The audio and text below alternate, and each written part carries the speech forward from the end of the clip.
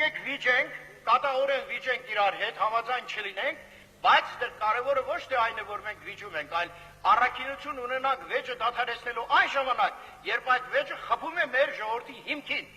Վերջապես այս հարցին շատ լավ պատասխանել է Լորդ Ջորջ Գորդոն Բայրոնը։ Նա ասել է, թե անմիաբանությունը եւ մյուս այդպիսի հարցերը, որոնց մեջ մեղադրում են հայերի հատկությունը չէ, դա պարտադրված հատկություն է։ Եթե դարեր շարունակ մի փոքրիկ ժողովուրդ ապրել է երկու զորների արանքում, նրանք երկիրը կիսած իրար դեմ են անել բոլորին, կարող էին այդ պարտադրել հատկությունը։ Դրա համար Բայրոնն ասել է, ահա մի ժողովուրդ, որի առաքինությունները պատկանում են միայն իրեն, իսկ թերությունները եւ սխալները պարտադրված են զավթիչների կողմից։ Մենք այդ չպիտի մոռանանք ոչ մի օր։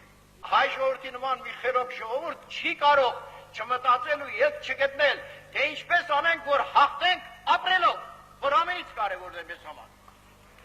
Ինչպես բանաստեղծը կասեր, ոչ թուրքական, ոչ պարսկական, հայ հայկականն եմ ուզում։